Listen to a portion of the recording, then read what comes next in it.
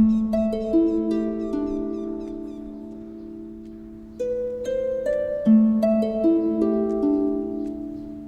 1966, an Inuit hunter spent his final days alone in the vast system of sanatoriums built to treat Native peoples in Canada.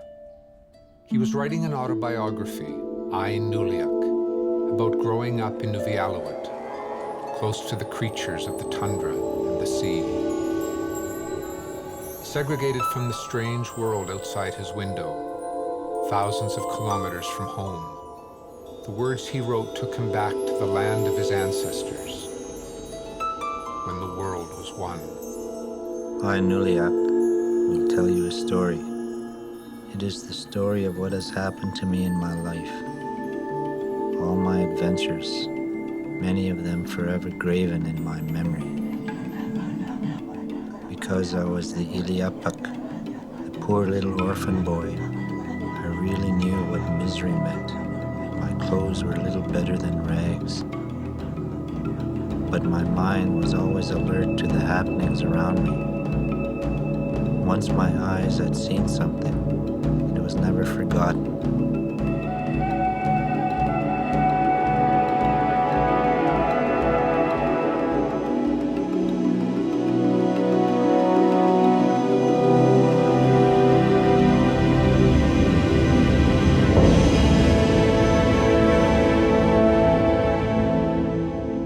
Those of my people who lived before me came from Kittigaruit, the bay on the great ocean where we hunted the white whale, until the big ships came from the west. This is the story of two worlds colliding, industrial America and the ancient culture of the Inuit North. The collision took place in the lifetime of one man, Nuligak, who died in Edmonton of tuberculosis in 1966.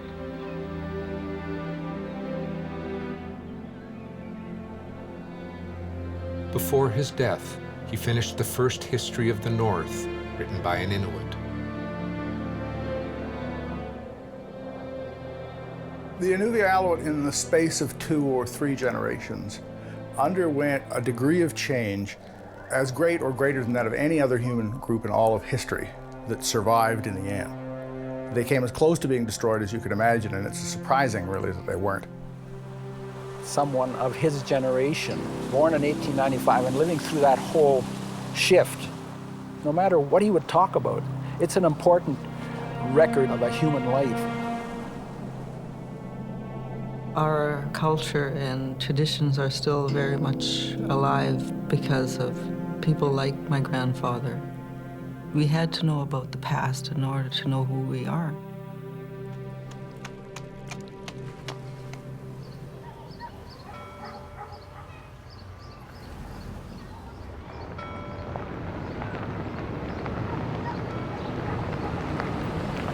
"100 years after Nuligak first made the journey by dog sled and kayak, his descendants still travel to Herschel Island, a tiny chunk of permafrost off the Yukon coast. They are Cockneys, inheritors of the name the missionaries gave their grandfather. Winnie is the elder, and in the next week the family will gather around her on Herschel. It's August, and in the never-ending light, the boat will make the journey in a single 14-hour day. When Winnie was a girl, it took 5 days. Or if you got caught in a storm, 5 weeks. I was going to store some stuff in it, but... We travel to Herschel on an annual basis to go on the land and go to these areas that our grandfather talks about. And let us, see what he sees. You just feel like kind of walking with your ancestors.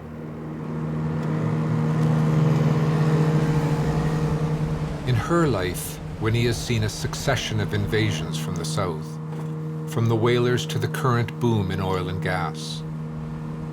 Each in turn has drastically changed the life of her people.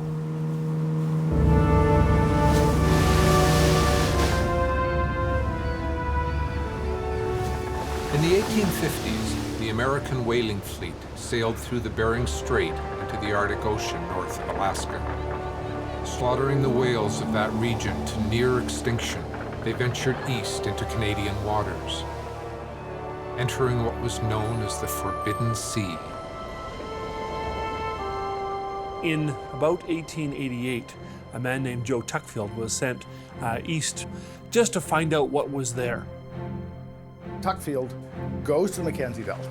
He talks to local people, and he finds one of the few decent harbors on that stretch of coast, Pauline Cove on Herschel, and he found lots of whales. Tuckfield comes back with a bonanza discovery, a find on the scale of a Klondike gold rush for whalers. His description was beautiful because he said that the waters around Herschel Island, the whales were as thick as bees. We have struck the El Dorado of whaling, and it's at a place called Herschel Island. There's just pandemonium. This is like the gold rush.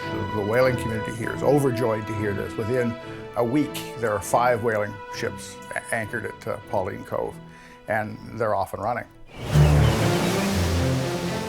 In the century before they reached Herschel, American whaling ships circled the Earth in search of these huge mammals. Whale oil was in demand to grease the wheels of the Industrial Revolution. By the 1880s, the supply had begun to run out. The Arctic would be the last frontier for the epic hunts, a sea of slaughter unprecedented in its scale and speed.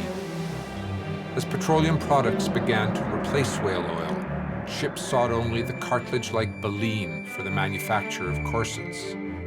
The prized baleen is found in the mouth of the giant bowhead whale, native to these waters.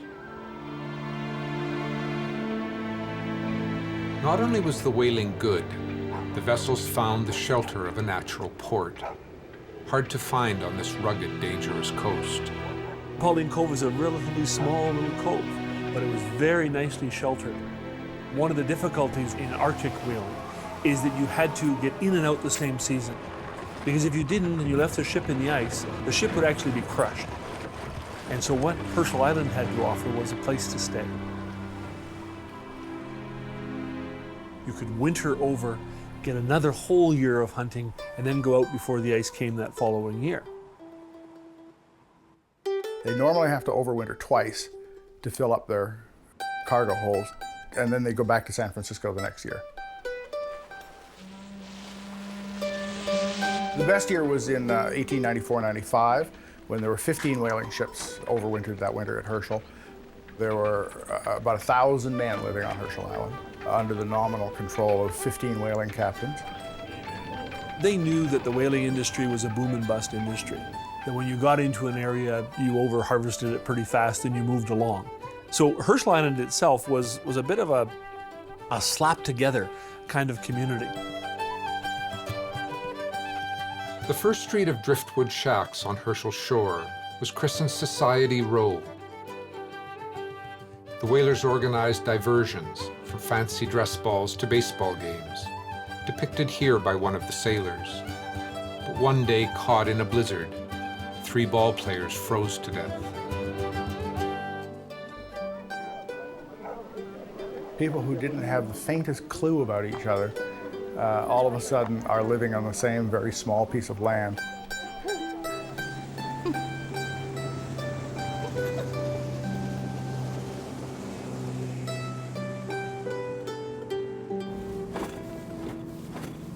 There are 4 generations of Cockneys on the boat, from Winnie, who married Nuligak's son, to her great-grandson, Keaton.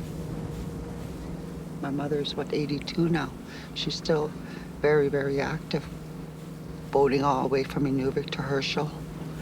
As long as she can continue, she said she'll always do that and give us this time with her. We need her, and she's very important to us. Like Keaton I have with me this time, he's 7 years old, and you know, even him, he's just fascinated. When you give your children that opportunity to experience that, they realize where they come from. Because I think everybody needs a past to look at.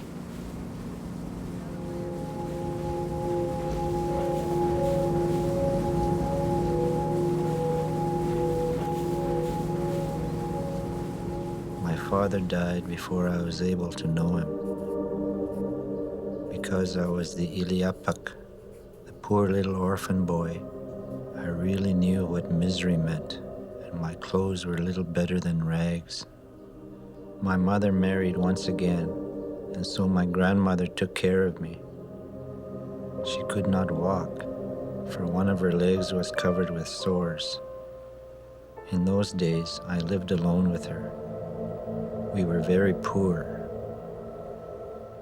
Nuligak was bounced all over the place because he was an orphan. He learned from everyone that he was overseen by, and was able to develop his own personality from that. Orphans had a terrible time in traditional Inuit society. They slept in the entrance tunnel to the house with the dogs. They were fed on cast-off food. They lived on charity. But in the traditional Inuit story, it's always the orphan who makes good. And Nuligak, his story partakes of some of these sort of mythical elements. Nuliak's grandmother, also an outcast, was known as a Nana. I was a child living at Herschel. We did not have any more to eat.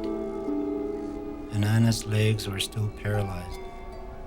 But thanks to the squirrels I caught, she did not suffer from hunger. But I had just one snare. I was 10 years old. When food supplies on Herschel ran out, Anana and Nuliak followed a group of Inuvialuit, crossing the ice to the mainland to hunt. A communal society, the hunters would provide for them as long as there was enough food, living off caribou, seals, and birds. My shabby clothes hardly protected me during the trip, and I was cold. I wept more than once. Yeah, it's a pretty tough country. You know, they're rationing their food. Some years when it's really tough, when there's nothing left at all, they depend on them skins. They cook them and they eat them. That's how they survive till the squirrels start coming out from the ground squirrels in May. That's really tough life, you know. If you were an orphan, it would be of benefit to you to be able to live with people who knew more than you did. That day and age, you know, everyone had to have a capacity to survive. So they had to be very ingenious, particularly for young men. They had to learn very young. I think a lot has to do with the kind of person Nuligak was. You can be a defeatist or you can be a proactive person. He just happened to be a very proactive person. Traveling with the hunters, Anana and Nuliak's destination was Kittigaruit, the town in which he had been born.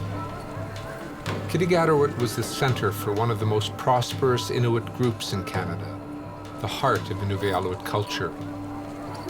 But when they arrived, they discovered a community on its last legs. The white man's diseases had got there before them. Measles, brought by a visiting whaling ship, had decimated the community. Nuliak would return to Kittigaruit as an old man. By then, just an abandoned stretch of Arctic coastline, this place of the ancestors was still revered by the Inuvialuit. That summer, the Kittigaruit people fell ill, and many of them died. Almost the whole village perished. During that time, 2 of the Eskimos spent all their time burying the dead. Corpses were set on the ground uncoffined. Before we youngsters could learn from the old, a severe illness carried them away. So many of our people were wiped out because of diseases. Like to go from 4,000 just in one settlement to down to about 250 people. You lose a lot of old people and a lot of their knowledge. It's beyond living memory now, of course. And it's almost beyond the kind of memory that you passed down in detail, it really marks the end of traditional Inuvialuit life. If 95% of your population dies, how do you come out the other side as an intact culture? Winter came, and one day we saw a huge pack of wolves out at sea on the ice, heading east. There were so many of them that the last ones were still in front of us when the leaders had disappeared on the eastern horizon. It was said that they had feasted on the bodies left on the Kittigarut land and were now continuing their travels. He had watched his people nearly disappear. The fate of Kittigarut would begin the book, Nuligak. The Inuvialuit's struggle to survive would be the epic story he would tell. He knew the young people had to know the old ways too. And he's seen that times were changing, and so that's the reason why he started writing. We had to know about the past in order to know who we are.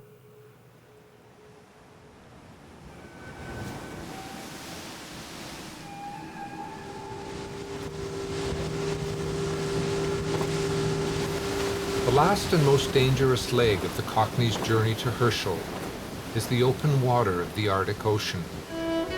The Beaufort is a shallow sea, prone to sudden storms from the north. 1,800 kilometers of shifting ice is all that separates it from the North Pole. Even the great whaling ships proceeded carefully in these waters.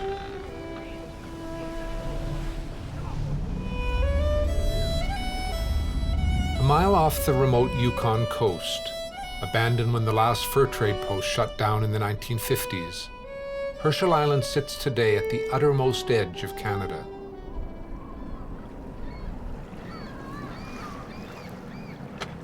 After midnight, the family finally arrives at Herschel, in the perennial twilight of the Arctic summer. To the Inuvialuit, it's a seasonal hunting ground. Kittigarut Island, a place where they have come for thousands of years, following the annual migrations of caribou and whales.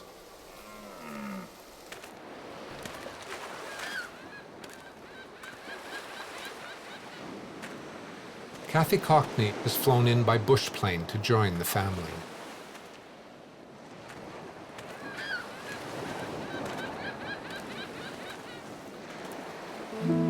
It was on these same shores that Nuligak, the orphan boy, scavenged an existence from the cast-offs of whaling ships. And Nana, his grandmother, would teach him to fish and snare birds, gather eggs and berries, to live off the land in the way of the ancestors. She knew she didn't have much time. Her own health was failing, as deadly white man's diseases moved among her people. What we're gonna do with this one? We're gonna keep them for quark? Oh, we're gonna cook them? Yeah. Oh, okay.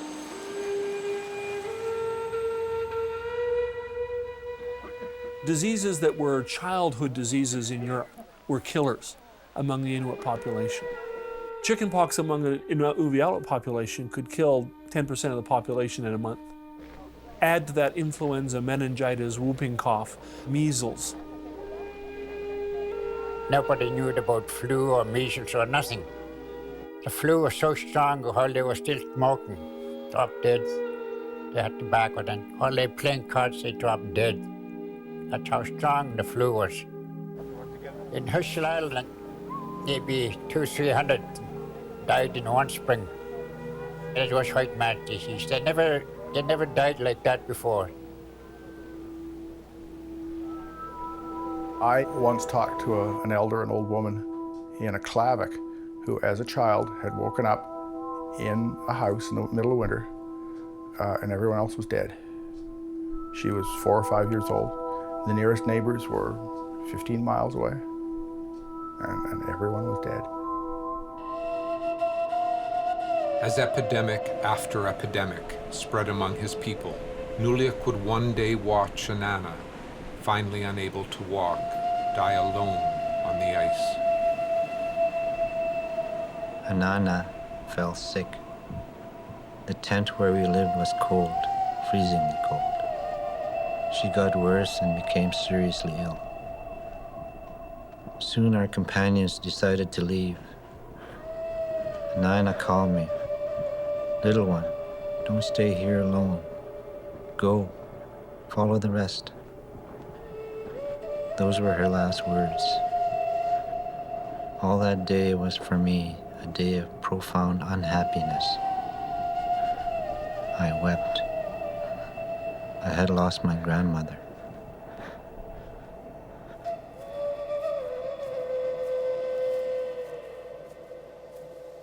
Today, Kathy Cockney walks in Anana's footsteps, in the summer fields where the Inuvialuit village on Herschel once stood.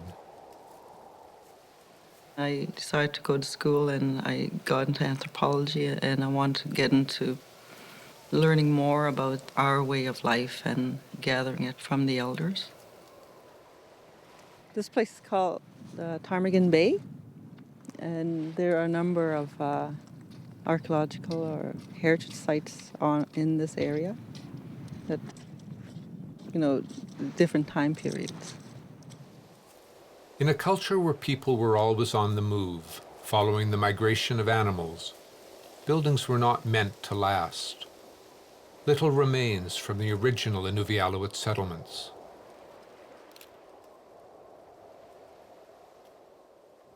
What I really do is just take pictures of each grave and write down the artifacts that are left. As ocean levels rise with global warming, more of these sacred sites are being lost. As the permafrost thaws, Herschel is slowly disappearing.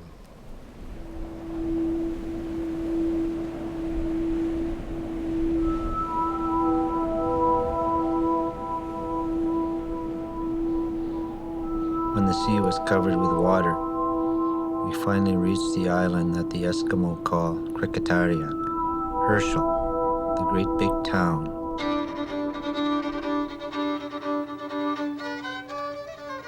Whaling was done on a grand scale, and there were a great number of whaling vessels.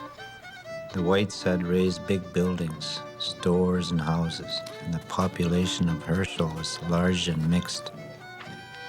Crowds of Eskimos came there. There were Alaskan Eskimos and a large group of Inuit from the Siberian coast who were working on the ships.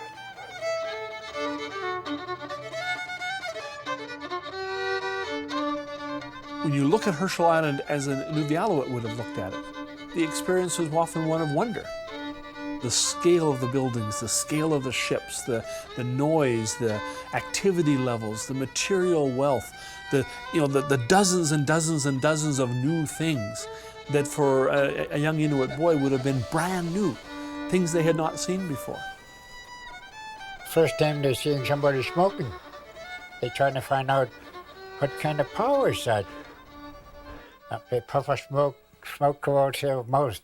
They're eating fires that.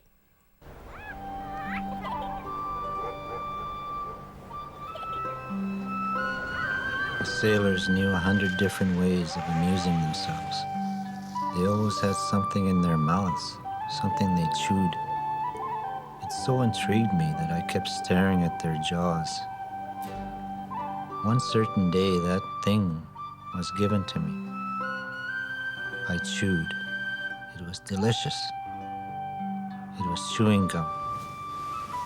From that day, I was able to recognize some of these white man's things. As Nuligak grew into his teens, he began to find jobs on the whaling ships. A boat came in from the east. Charlie Walker motioned me aboard the whaler while the whites made a place for me. There were many Eskimos working on the ship.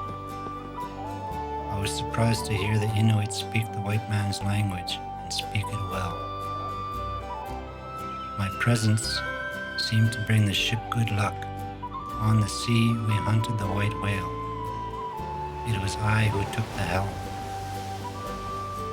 From then on, there was not a dull day for me, as everyone desired my company.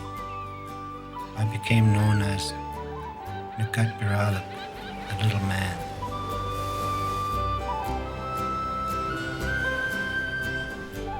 The remains of the whaling station at Pauline Cove bear silent testimony to a time when this was one of the largest communities on the Arctic coast. The island is now protected as a Yukon park. Richard Gordon, a descendant of the Inuvialuit hunters who once lived here, is a warden. For thousands of years, the Inuvialuit lived off the land in their own way, with nothing to disturb them from doing their daily routine of life. And to have a boat of newcomers come into your area and start telling you, well, your way of life and whatever is going to change because this is the way we foresee it in the future. How do you adapt? They must have really felt like I started using that eraser.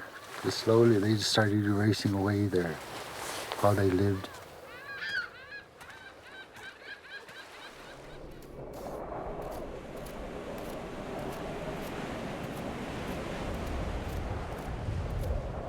Nuligak had turned 14. His work on the ships made it possible to buy a rifle, and he began to hunt on his own, drawing on the skills and technologies of two very different worlds.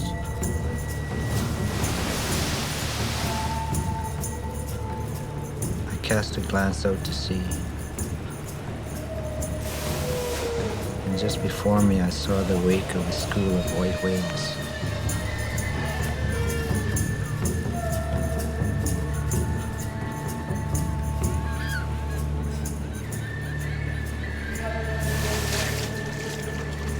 One of them surfaced to breathe.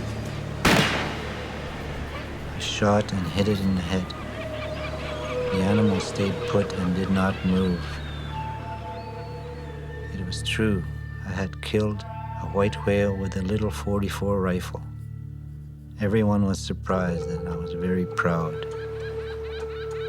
Ah-ya, ah-ya, big whale, stir up the sea with your tail. Ah-ya, ah-ya.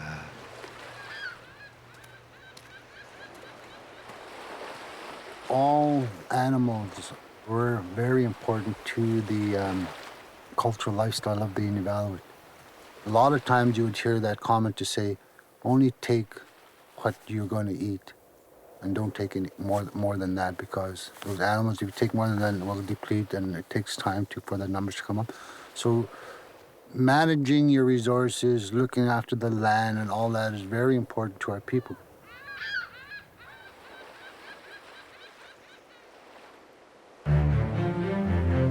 As demand for baleen in the south increased, the price for the head of a bowhead rose as high as $10,000, a small fortune at the time, while the population in the northern oceans hit an all-time low. This final El Dorado of whaling was drawing to a close. Its fatal impact was nowhere felt more strongly than among the Inuvialuit. They're over-hunting at a very ferocious pace. Their appetites were voracious. They quickly stripped an area of easily harvested animals very, very fast. They were exterminating the whales. They'd already killed the western population off North Alaska, and now they're moving east into the last refuge of the bowhead. Once the whale had been killed, the head would be cut off and the body dumped back into the sea. You didn't have to take the time to carve the bowhead into the oil and whatnot. It was just a matter of catching the bowhead, slicing it off at the neck, and then bang, and you can put 20 heads on one ship. The best catch ever was 67, the baleen of 67 whales, which would be worth at least $500,000. A grim reminder to the Inuvialuit of how differently the white man viewed the natural world, or the hundreds of headless whales floating on the Northern Ocean. The stories that you hear from the others, they seen it, they know there's a waste and whatever, but they had no say as to how these things were managed.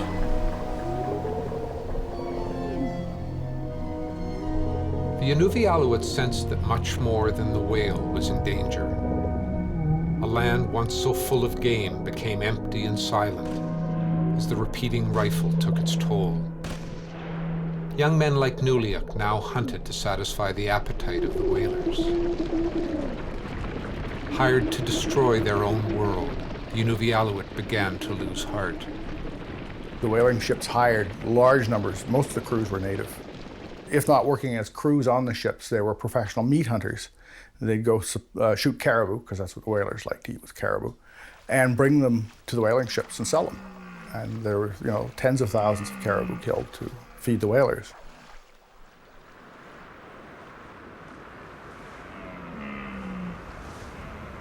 Today, small herds of caribou still swim the channel that separates Herschel from the mainland.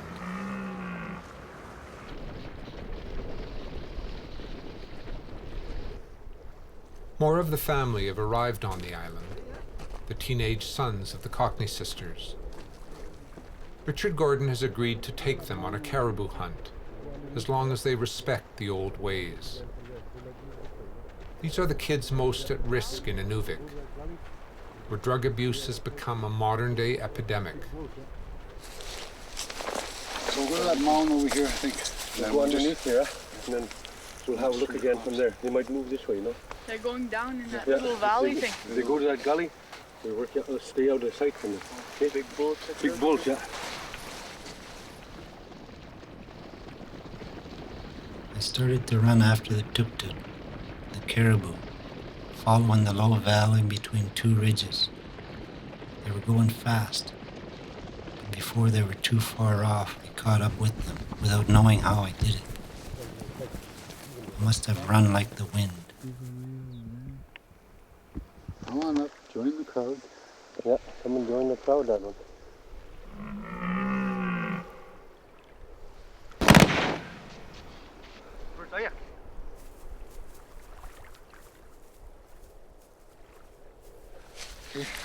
Oh, someone just sniped it there. Yeah, shot through, One of the things when you do this too is give thanks for what we just harvested here. So just bow your head and just say, thank you by yourself, which way you want.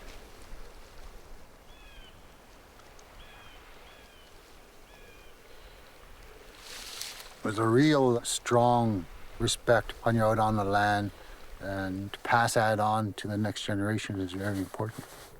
I heard that one comment at one time when we had the elders here. They said, if you can catch one youth in understanding our ways, then we did our job.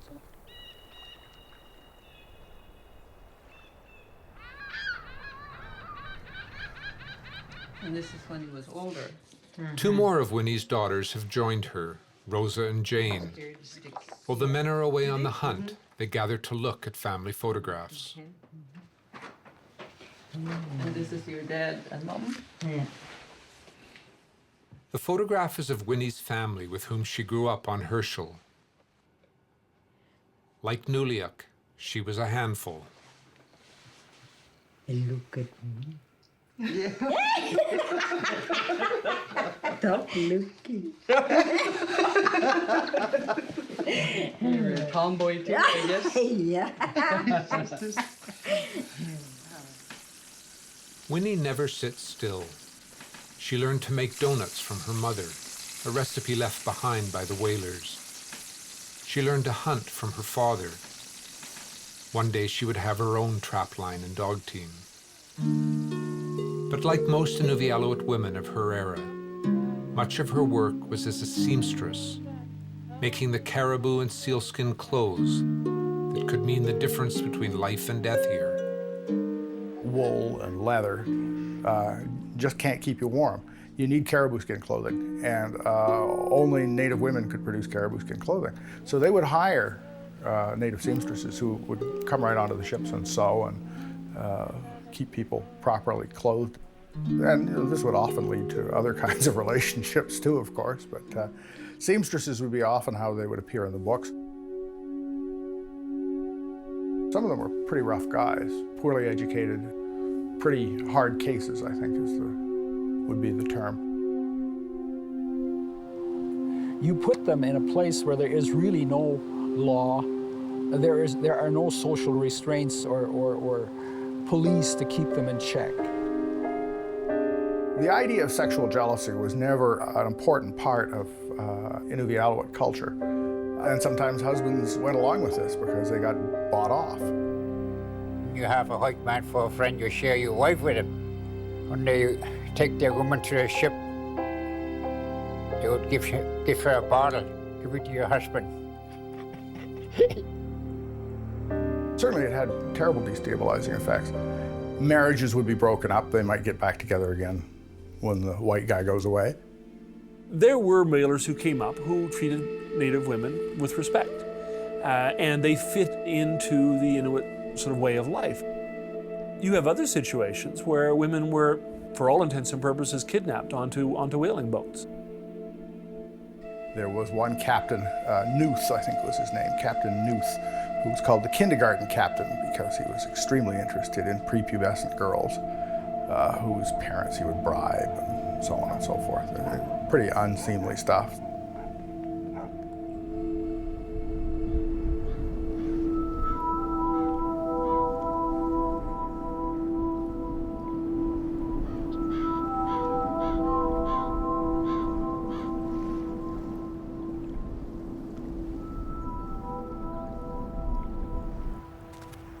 Most of the stories we hear are not very good.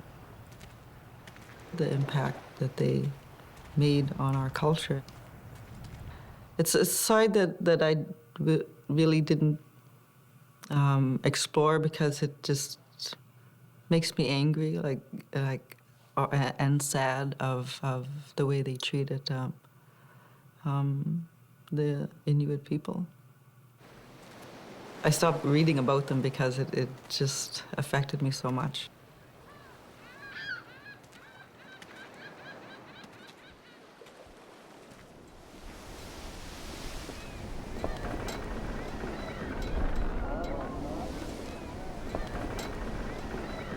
That summer, the whalers' catch was scanty. Too much ice. The western wind had blown steadily all summer.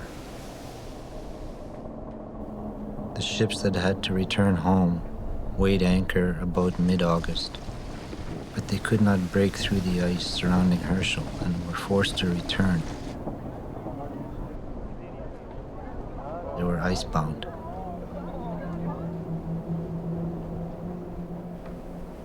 I think up to 3 years, some of them would stay. You know, if you're in this area in the dead of winter, isolated, cut off from the world for months at a time, don't even know what's going on out there. Some of these younger people couldn't handle it. They would desert, and what they were trying to do really was get down to the gold fields in the Dawson area where they thought they could make a mint. But they didn't really know where they were. They didn't really know how to get there. Word had arrived that 800 kilometers to the south, gold had been discovered in Dawson City.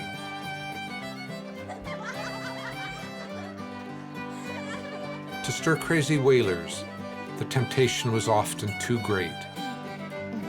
But hunted down by their captains on the open tundra, few deserters made it across the Richardson Mountains to Shangri-La. To remove the temptation, more alcohol was brought to Herschel. Now the whalers could indulge their vices at will. But for the Inuvialuit, drink was becoming an escape from the humiliation they had suffered, a descent into oblivion for a culture that had lost its self-respect.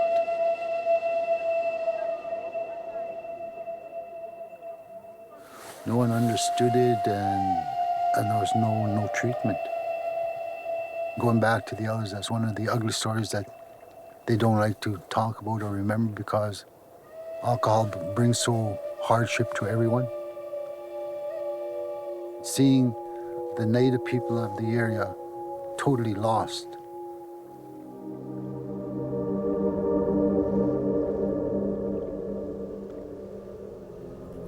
There were drinking boats almost every day. People would drink anything. One day, while we were playing, Our attention was drawn to an Eskimo who had drunk too much.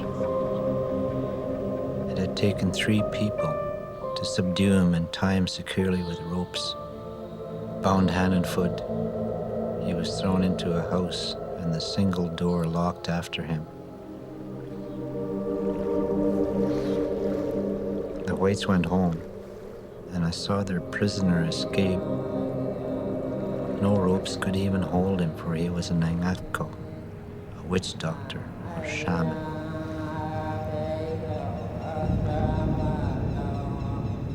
The hunter who had escaped was Kablualuk, a famous shaman among his people.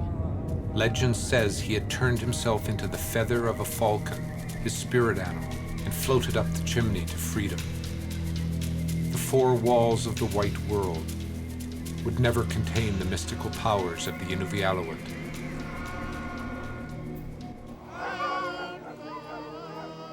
But the powers of a shaman were seen as devil worship by a new wave of outsiders, missionaries intent on saving the souls of the Inuvialuit.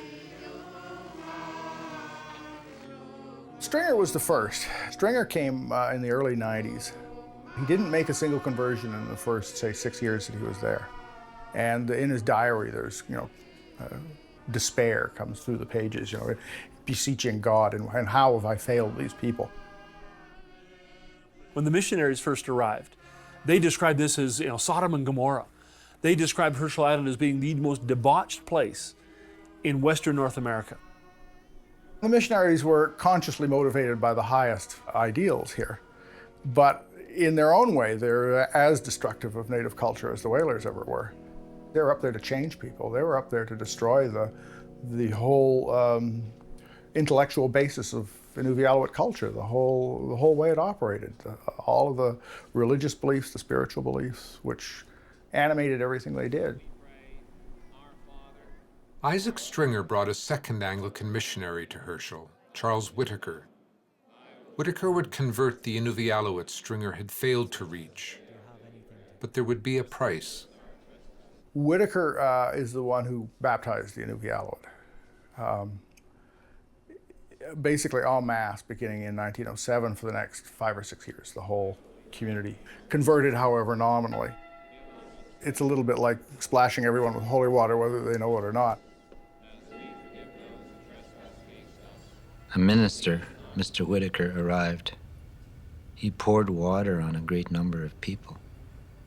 A number of them did not even know what this ceremony was all about. The minister said to an Eskimo, "I give you the name of Hayden." The Eskimo answered, "What a queer name you are giving me." He did not want to be called that way. We are losing our customs, our manner of living. The young Inuit are learning the white man's way of life, while our own is fading away. Nuligak himself was given the name Robert Cockney. The community was beginning to fall apart. An Inuvialuit hunter, Pisha, beat his wife for sleeping with the whalers. He also beat his infant daughter, who died. The captain went to see that Mr. Whitaker. There's no law that time, no police. He said, how do they punish people like that in Christianity time? So he said, wrap a fellow around a pole, tie him up, take his shirt off and give him 30 lashes. He said, maybe we'd do it to teach the Inuit the real law of how people could punish. What the community remembers now is that the person who organized the flogging and who laid in the first lashes was the missionary, Whitaker. And this apparently made a bad impression on the community, who had been listening to this guy talk about, the gospel of love and so on, and saw it as a serious contradiction that he should be so bent on revenge. The church compound stood empty. For the Inuvialuit, God was once again just a profanity spoken by the whalers.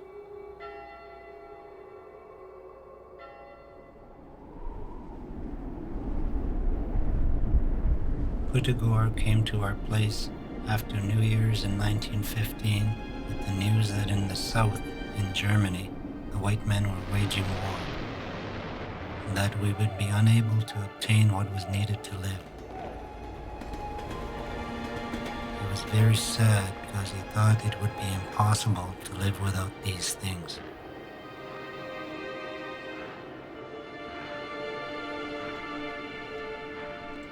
The Great War marked the death knell for whaling on Herschel.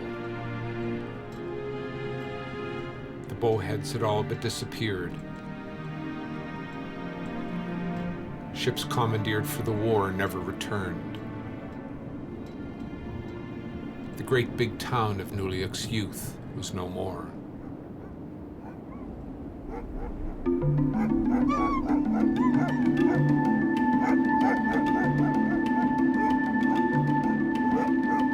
The departure of the whalers did not overly concern Nuligak. As the Inuvialuit returned to their traditional life, the hunting and trapping skills he had worked so hard to master would be of great value in the fur trade which was arriving from the south.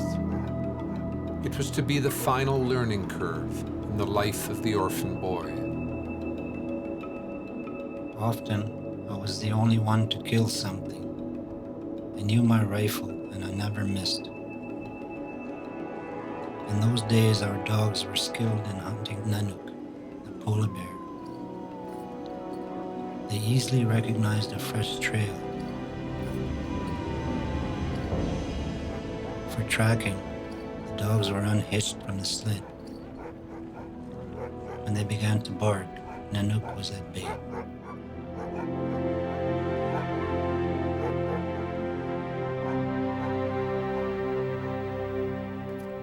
It's really dangerous out there. Trying to cross ice when they walk, you have to walk in some distance so you don't go through, you know. Like a polar bear, less than half an inch, they could walk across.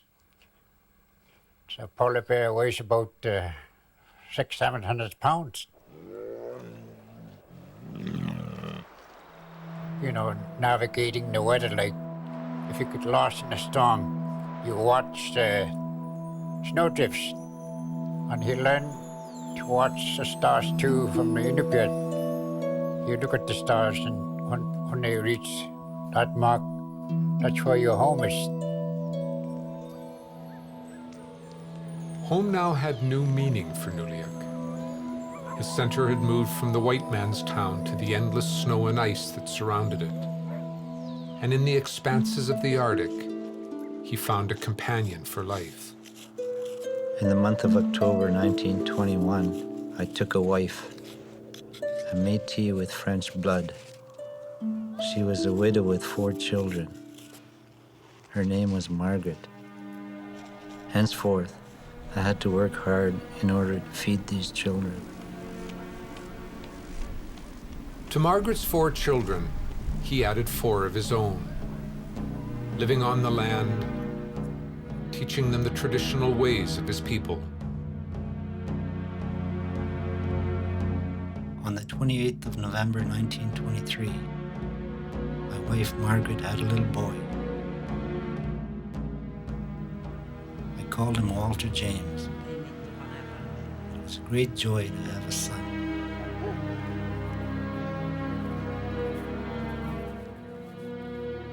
The long shadow of the whaling era could still be felt across the Arctic, no more so than among the women of the region. Margaret had suffered abuses at the hands of the whalers. As it would for Nuligak, having a family would heal many wounds.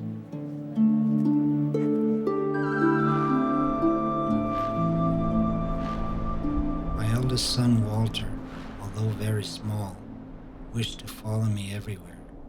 I took him with me when I went on trips. Margaret had taught him many things. We explored every corner of the country in search of food, until spring came and the birds returned.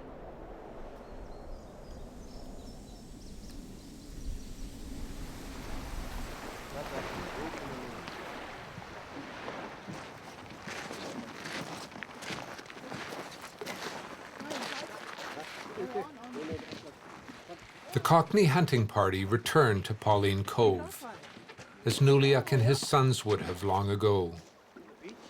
Put it on the wall.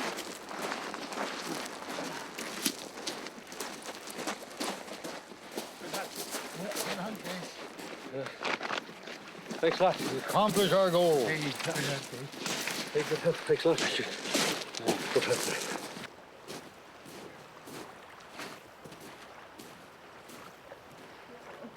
For centuries, the Inuvialuit have acted out the ritual of dressing caribou meat for winter. But each year, fewer of the younger generation learn the old ways. All but one of Topsy's children have moved away to the south. They live their life so modern. They don't have that desire as much as I do in my age group to continue to go on the land. I don't know, I guess you could lose that as the generation goes by. They phone from Vancouver, from Ottawa. It's their choice, I guess. When you put that down on the floor for mattress, and when you sleep on it, you never get cold from the ground. Yeah. This is better than the mattresses that they make nowadays. When Papa used to travel, our dad used to travel. That's all he used to use for... Double it? Yeah. Oh. Two caribous. One in the bottom, one on top. Oh, okay. Oh. You made it for him. Oh, I got that.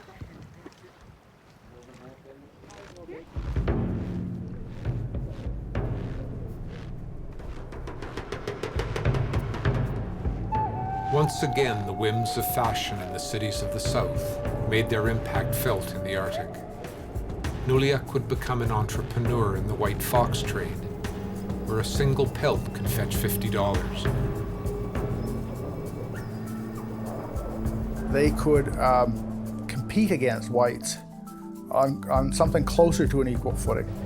The Inuvialuit had learned a lot from the whalers, knew how to function as entrepreneurs. There were Inuvialuit who owned trading posts. There were Inuvialuit who owned big schooners. That summer of 1926, I owned a schooner at last. It was a brand new one, built that year, and called the Bonnie Belle. It was 40 feet long, with a Francisco Standard heavy-duty 10-horsepower machine to make fire. It worked beautifully. With the Bonnie Belle, Nuligak ranged across the western Arctic, trapping the much sought-after white fox. Each spring he would sail the boat back to Herschel to trade the fox pelts for next year's provisions. From Teprak, I took a whole band of people to Herschel. Everybody was very happy. The price of fox was high. We sold furs and bought supplies, and then loaded the Bonnie Belle brimful of our purchases. Nuligak kept his distance, preferring to live on the land, to the great big towns that sprung up around the trading posts. Change was now a constant. Even the land, thought by the Inuvialuit to belong to all, was to be divided. Officials arrived from Ottawa to negotiate treaties with the native people. Nuligak would represent the Inuvialuit. They were offered $5 and they said, well, you know, that's not much. They thought that they really were not very wise to offer $5 when someone was getting $30 for a white fox pelt. It didn't make a lot of sense. The white chief asked me if I had something to say. I said to the white chief, "We have no business to do with you. Keep your $5. The Inuvialuit would not sign a treaty for another 60 years.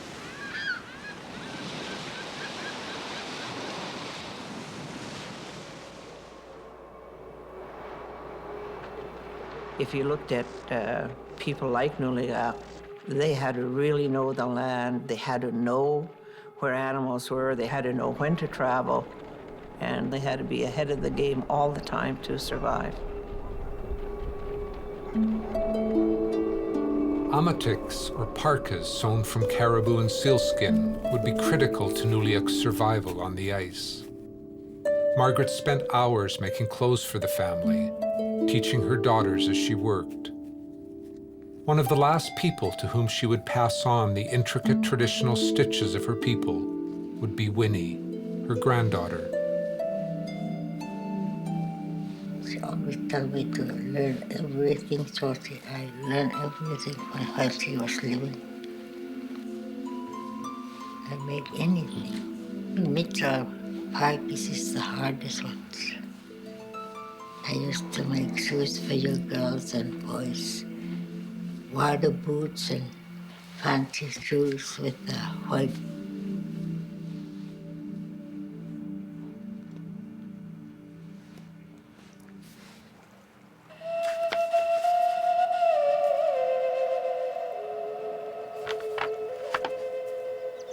Winnie Cockney prepares to leave the island. Each year now it is the same, not knowing whether she will have the opportunity to return. An offshore drilling rig has dropped anchor in Pauline Cove, seeking shelter from the advance of winter, not unlike the whaling ships that caused two worlds to collide a century ago.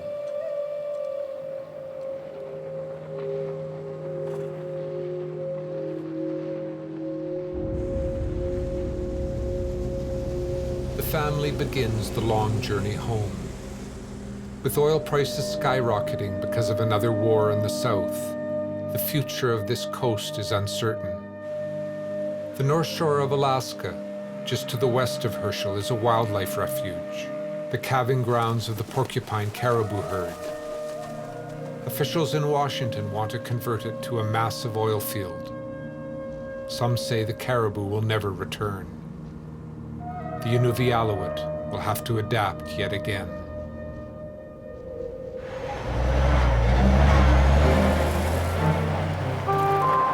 In the 1950s, as a young woman, Winnie witnessed the exploitation of the land on a scale previously unimaginable to the Inuit. When the whalers left, the oceans had been able to heal.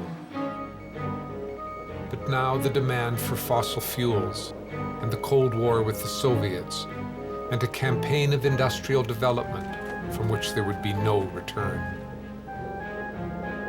Winnie's husband, Walter, Nuliak's son, had been raised as a hunter. But as successive waves of development came to the north, he too decided to move to town. We moved to Inuvik, and he always worked for wages, and he just gave up his hunting and trapping. Nuligak lived through this profound transformation, where he was one of the last ones of his generation to have really spent a long time on the land. And now he's seeing the changes that are occurring, and they are profound indeed.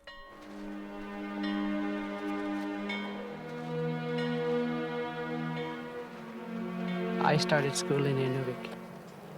What a change, like seeing this big building, like we've never seen a house with an upstairs before, and it was a big change. And I think I was excited to go, but then when I got there, I think I must have cried for 2 months. Nuliak would watch helplessly as his grandchildren were enrolled in residential school, isolated from their family, denied their language, robbed of the very beliefs that made them Inuvialuit. The government was tying social benefits to attendance at residential school. If your kid didn't go to residential school, you didn't get family allowance, you didn't get government assistance if when you needed it. The whole purpose of residential school was to acculturate Native children across Canada, to take their Native culture away from them and turn them into little white people. Nuliak and Margaret would return to the land. Time was running out for the hunting culture he had known as a boy. He knew he must finish the book, before the old ways were forgotten forever. Nuligak had met a Catholic priest, Maurice Mataye, who agreed to translate the manuscript and find a publisher. Disease was not just a thing of the past. A new epidemic from the south began to decimate the native population: tuberculosis. The once proud elders of the community were broken by this often fatal affliction of the respiratory system. When Margaret was diagnosed with the disease, Nuligak knew they would have to move to town and the care of a hospital. Margaret is not doing too well. I went to see Margaret in Ward 314 at the hospital. They had admitted Margaret this morning. She is resting, and when I asked her if she recognized me, she said she did. When I called her name, she answered me, but she's not doing too well. I am not well for worrying about Margaret. I am happy that I saw her.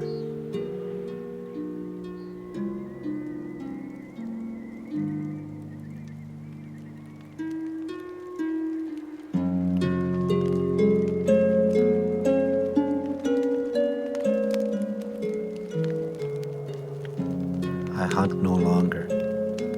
I have become old. I, who have ever been on the go, now I keep house. When I was young, while everyone around me was cold, I did not feel a thing. Now if I go out, even in mild weather, I feel chilled.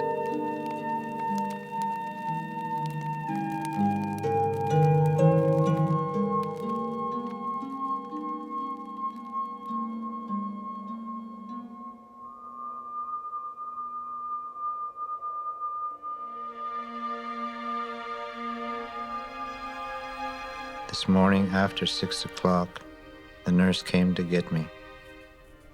My wife Margaret had passed away. I am thankful that people came to see me. My heart is not well.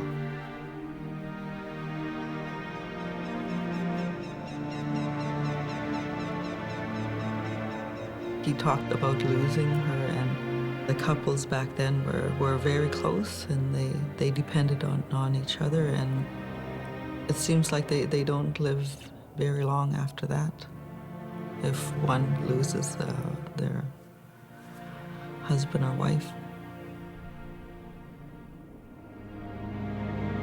It was only a matter of time before Nuligak himself was diagnosed with tuberculosis and assigned to a hospital in the south. Today in Inuvik, we are expecting an airplane to arrive. The nurses want me to stay at the TB ward at the hospital. We left for Edmonton in the evening.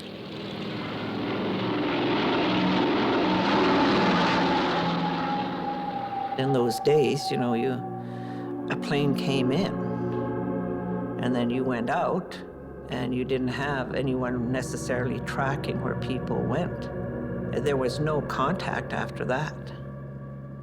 And people were somehow supposed to go to the Campbell Hospital, but maybe they didn't go to the Campbell Hospital, and you just lost them. A lot of people we still can't find. It was a journey into accelerated time, into the great engine whose hunger for natural resources had transformed the Arctic in Nuligak's lifetime. Isolated from their communities, Aboriginal people from across Canada were being assembled at Campbell to undergo the radical treatments necessary to cure TB. Nuligak was once again Robert Cockney, patient 483-67605.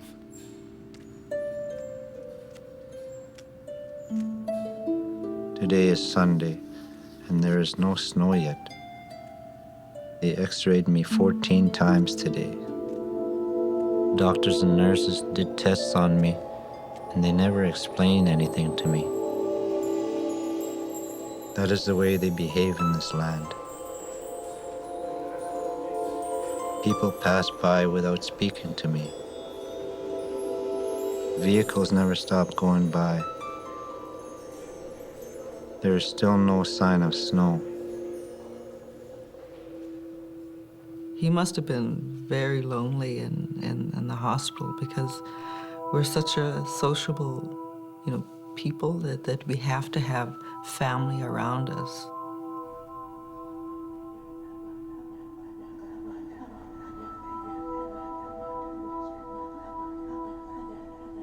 If my body and heart finish, take me, take my body to my own country, north.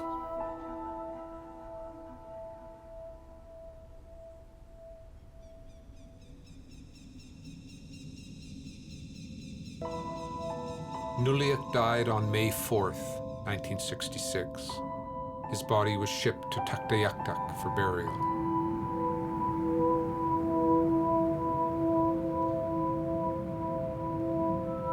Today, Topsy Cockney, Nuligak's granddaughter, travels the ice road across the Beaufort Sea to visit his grave. The ice in the Mackenzie Delta, which once held the whaling ships in its grip for 9 months of the year, is 6 meters thick. I can always relate with him. I can't stay in one place very long. I'm constantly moving, whether I go into a different city or moving. I'm just not in one place. And when you follow my grandfather, he was like that. He never kept still.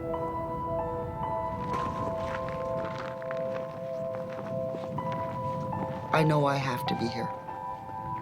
I still have my mother around. And I still enjoy going on the land with my family. Maybe I'm a generation that can't leave. The old traditional way is gone, and we don't live like that anymore. So I think he really wanted to let people know, what we were prior to you guys coming.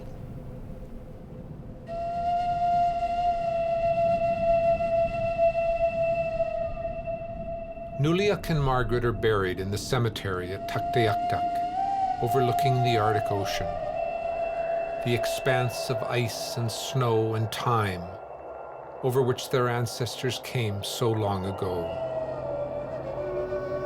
Aya, aya, big whale, stir up the sea with your tail. Aya, aya.